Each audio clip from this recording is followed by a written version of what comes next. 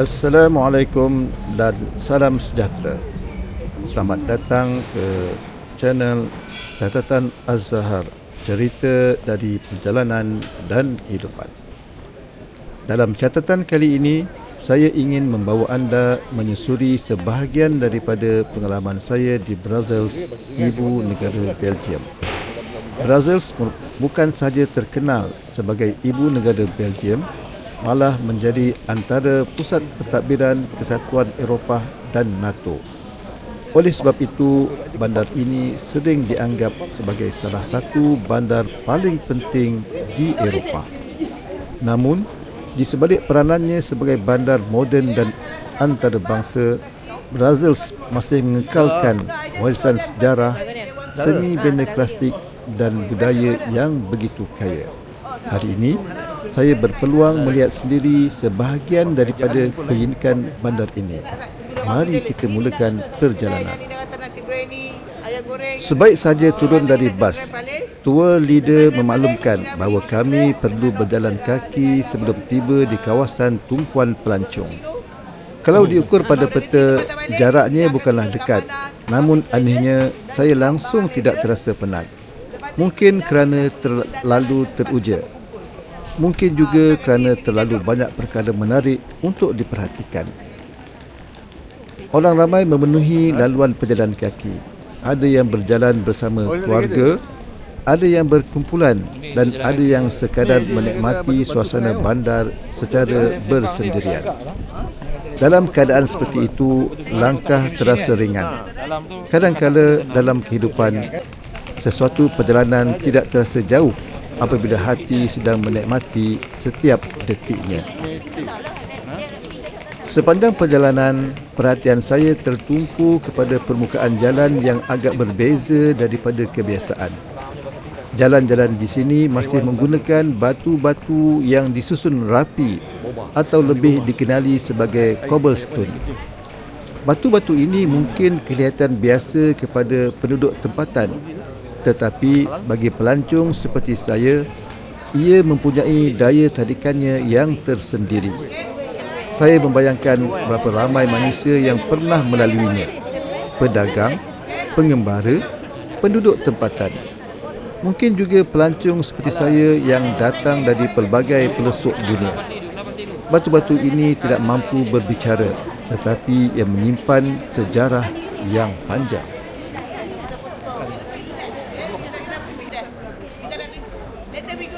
Tu. Kita nak bagi kita tempat kumpul dulu. Baik. Okey, duduk. Yang sesat nanti. Itu kat tengah tu adalah kawasan Grand Palace. Okey. Dekat tengah tu adalah kawasan Grand Palace. Tadi kita pergi. Oh, cantik.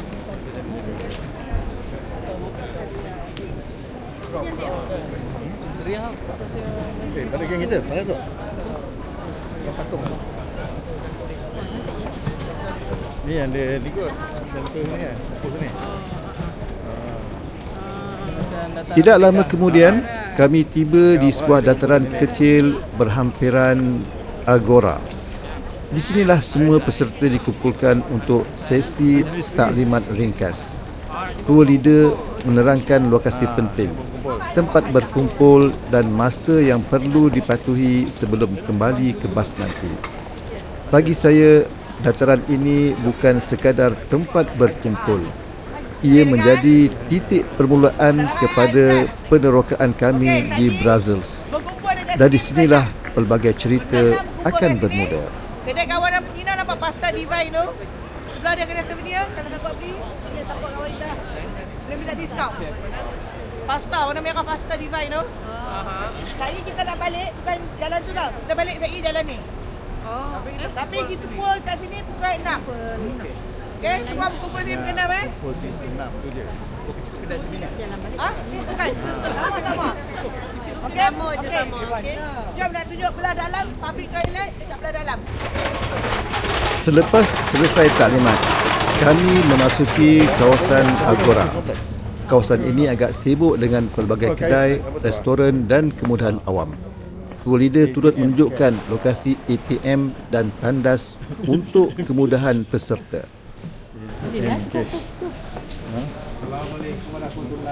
Waalaikumsalam warahmatullahi wabarakatuh. Perkara yang menarik perhatian saya ialah ramai peniaga di kawasan ini terdiri daripada masyarakat Muslim. Ada yang berasal dari negara Arab, ada yang berketurunan Turki, ada juga yang datang dari negara-negara lain dan membina kehidupan mereka di Belgium. 6 Melihat mereka berniaga di tengah-tengah Eropah mengingatkan saya bahawa rezeki Allah itu sangat luas. Manusia berhijrah ribuan kilometer dari tanah asal mereka lalu membina kehidupan baru di tempat yang asing.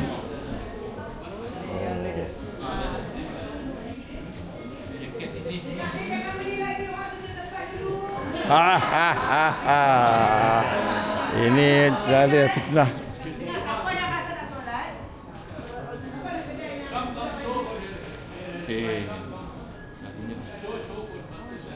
Tama.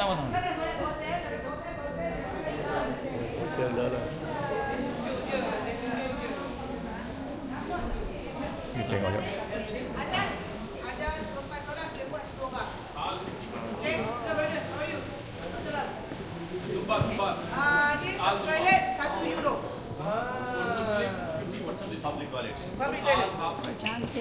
No, Friday prayer finish. Pukul 3 zuhur dia. Azan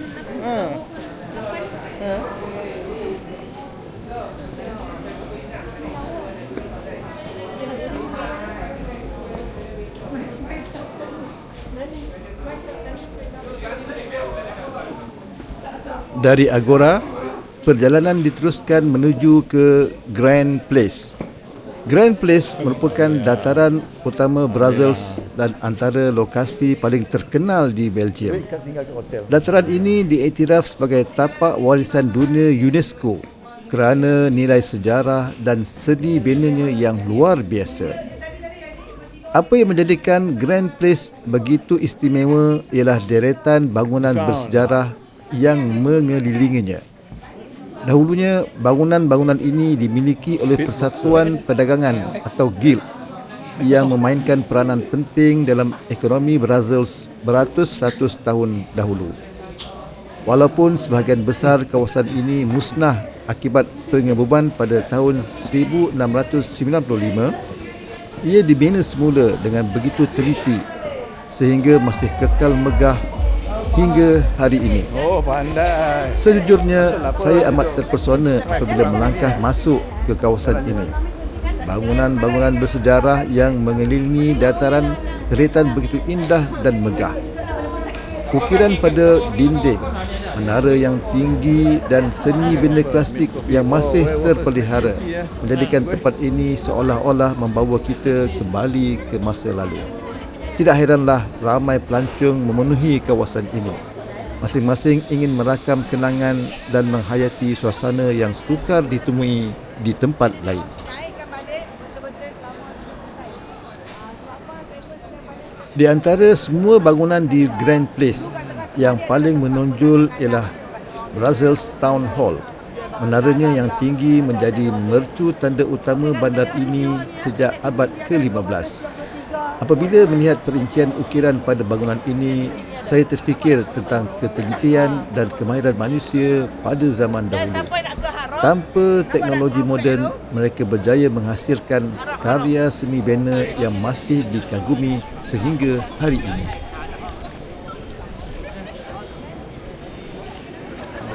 Seni.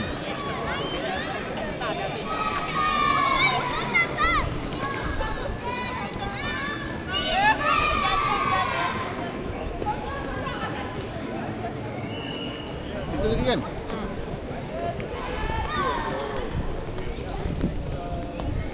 Ya.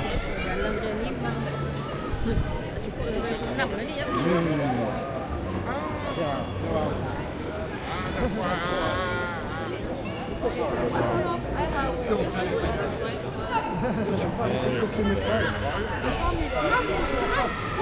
We'll find out at first.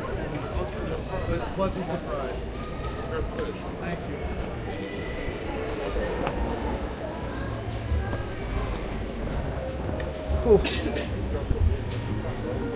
Ni ada gini.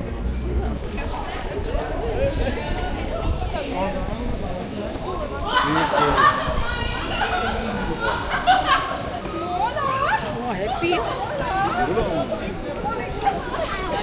Sangat happy. Hotel Meg. Coklat. Belgian homemade chocolates. Gambar sih. Kau kan yang merah tu. Ni aja.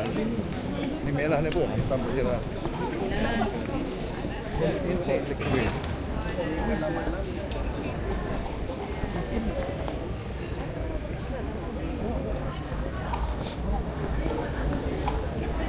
Mama. Ya, tak payahlah. Ini nak bawa ni.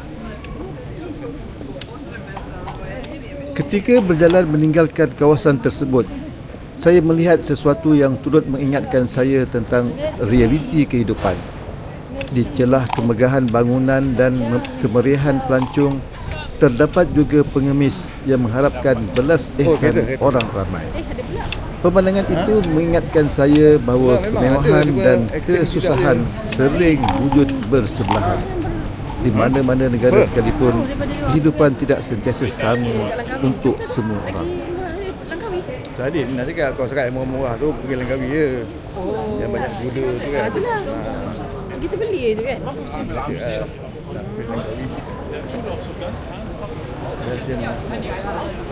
Selepas menikmati suasana Grand Place, kami singgah di sebuah kedai coklat. Belgium sememangnya terkenal dengan coklatnya. Malah boleh dikatakan coklat merupakan salah satu identiti negara ini. Industri coklat di negara ini telah berkembang sejak berabad-abad lamanya dan menjadi sebahagian daripada identiti kebangsaan mereka.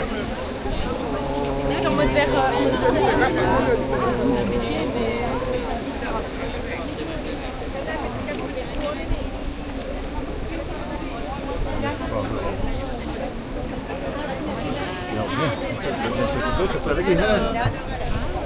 Kanan. Banyak mana sepanjang-panjang ni.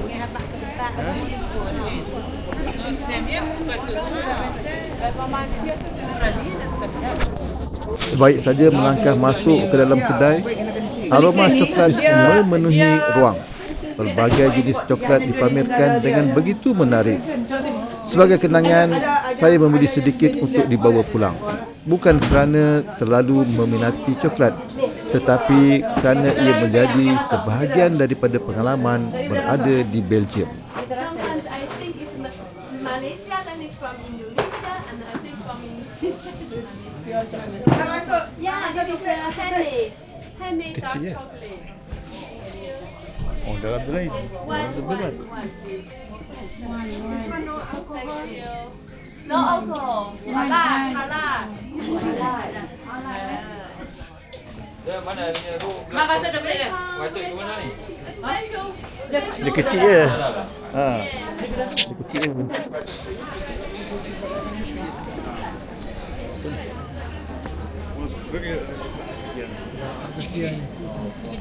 Apakah? Dia. Apa ni? Perjalanan kami diteruskan ke salah satu ikon paling terkenal di Brussels, Manneken Pis. Terdapat pelbagai legenda mengenai asal-usul patung ini. Antaranya kisah seorang budak yang dikatakan berjaya menyelamatkan bandar daripada kebakaran atau letupan dengan cara yang agak luar biasa. Sama ada legenda itu benar atau tidak, Manneken Pis telah menjadi salah satu simbol paling terkenal di Belgium. 1, 2, 3. One more. 1, 2, 3. One more. 1,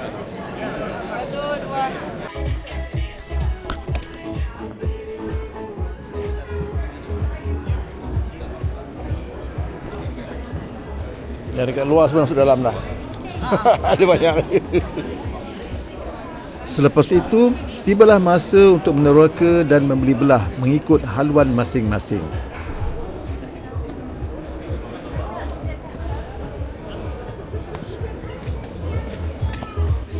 Dah. Ada lagi dalam tu.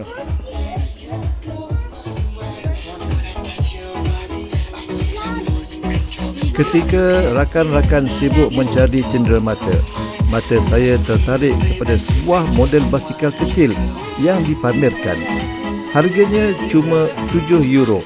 Mungkin bagi orang lain ia sekadar hiasan biasa. Namun bagi saya yang meminati dunia berbasikal, model kecil ini mempunyai nilai yang lebih besar daripada harganya. Ia bukan sekadar cenderamata dari Brussels, tapi juga kenangan yang menghubungkan dua perkara yang saya minati, perjalanan dan berbasikal. أنت كويس. أنا كويس الحمد لله. الحمد لله. من بلجيوم. بلجيم. دوريجين مروكو. مراكش. مراكش. هي ماني مسلم. مسلم. أول هذه مسلم. الحمد لله. أول ستور هذا مسلم. الحمد لله. All store souvenir is Muslim. Yes. Food no here. Food you can take Moroccan food. This way or this way. How about waffle is Muslim? halal. You see. All this one fruit in waffle is halal. Alhamdulillah. Is all here is Muslim. How about the chocolate? Chocolate halal. Halal? You see, I need halal. They give you halal.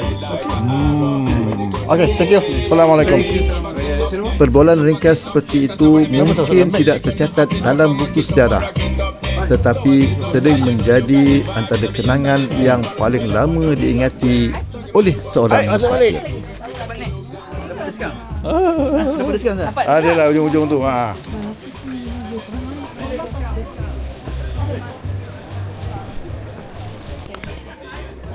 Oh, dia kena nak ni halal bagi tahu.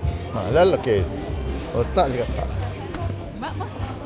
Nah, dia kata kalau nak halal bagi tahu lah. Kalau halal dia akan bagi tahu halal. Oh, tanyalah. Macam ni halal ke? Ni dia kata halal ni halal dia kata. Kita makan nasi lah. Jangan. Tahu jalan. tak mana tempatnya? Mudah. Lastus?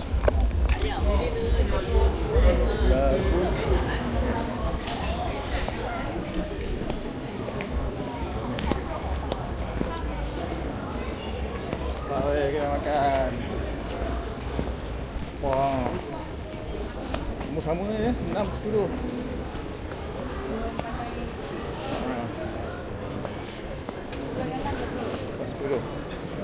Australian homemade ice cream.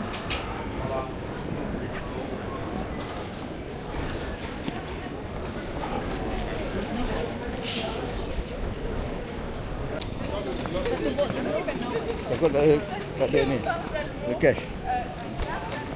RM1. Pisang. Yalah. Tak nampak mesin dia. Strawberry ke tu?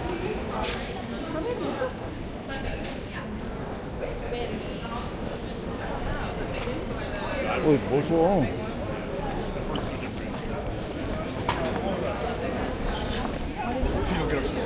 Lucu.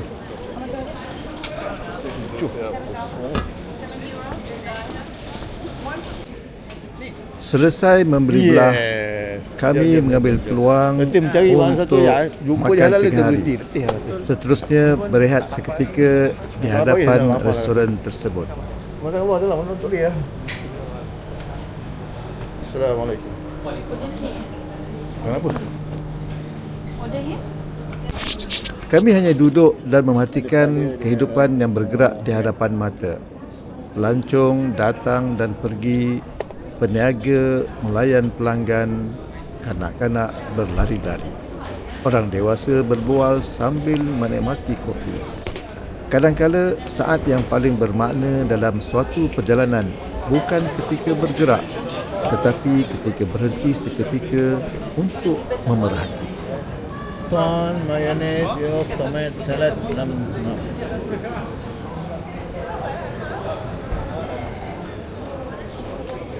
Cocktails. I want bamboo tea.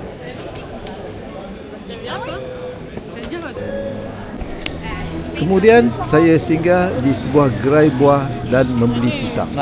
Buah kegemaran saya. Harganya sekitar 4 euro untuk 1 kilogram. Mungkin agak mahal jika dibandingkan dengan harga di Malaysia. Sampai bawah ni, sampai bawah tak? Tetapi pengalaman membeli buah di negara orang mempunyai ceritanya yang tersendiri.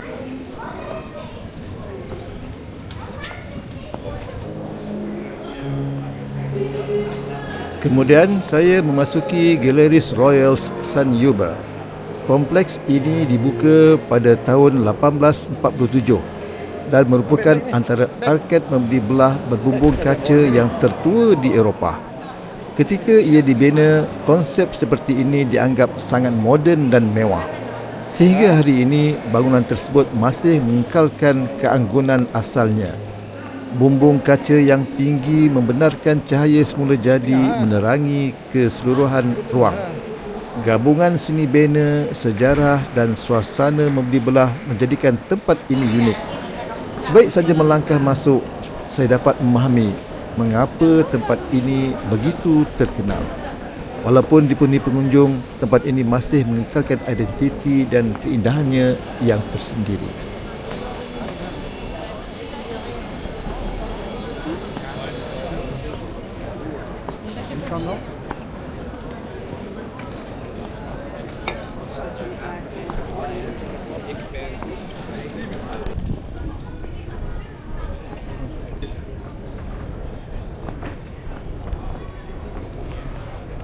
Selesai menikmati keindahan galeri, saya meneruskan lagi sesi membeli belah. Kadang-kadang apabila melancong, bukan semua yang dibeli itu benar-benar diperlukan. Namun, setiap barangan kecil yang dibawa pulang biasanya mempunyai cerita di sebaliknya. Itulah yang menjadikan cenderamata lebih bernilai daripada harga yang tertera. Sedar tidak sedar, masa semakin suntuk. Saya kembali semula ke dataran berhampiran agora untuk menunggu rakan-rakan yang lain. Sambil menunggu, saya melihat sekali lagi manusia daripada pelbagai bangsa dan latar belakang bergerak di hadapan saya. Pelbagai bahasa kedengaran, pelbagai budaya dapat dilihat dan saya terfikir betapa luasnya dunia ciptaan Allah. Namun pada masa yang sama, betapa banyak persamaan yang dikongsi oleh manusia walau di mana mereka berada.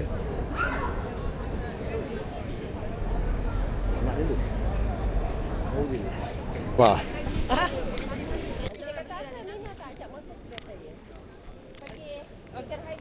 Tidak lama kemudian, tibalah masa untuk kembali. Kami berjalan semula ke arah bas, melalui jalan yang sama, melihat bangunan yang sama. Namun kali ini, perasaan saya sudah sedikit berbeza. Kerana setiap langkah yang diambil sepanjang hari itu telah menambah satu lagi catatan dalam perjalanan hidup saya. Setiap bandar mempunyai sejarahnya, setiap manusia mempunyai kisahnya, dan setiap perjalanan membawa pengajaran yang berbeza. Di Brussels, saya melihat keindahan seni bina, kepelbagaian budaya dan kehidupan manusia yang datang daripada pelbagai latar belakang. Saya melihat kemajuan, saya juga melihat cabaran kehidupan. Saya melihat bagaimana manusia boleh hidup bersama walaupun berbeza bangsa, bahasa dan budaya. Sebagai seorang musafir, saya belajar bahawa perjalanan bukan sekadar tentang tempat yang dilawati. Ia juga tentang apa yang kita lihat, apa yang kita fikirkan dan apa yang kita pelajari sepanjang perjalanan itu. Kadang-kadang perkara yang paling berharga bukanlah apa yang kita beli atau apa yang kita rakam, tetapi apa yang kita bawa pulang dalam bentuk pengalaman, pengajaran dan kenangan. Brussels bukan sekadar sebuah bandar yang saya lawati. Ia adalah sebuah pengalaman, sebuah kenangan dan sebuah cerita yang akan terus dibawa pulang. Saya Azhar. Terima kasih kerana menemani perjalanan ini. Jumpa lagi dalam catatan yang akan datang. Catatan Az-Zahar, cerita dari perjalanan dan kehidupan.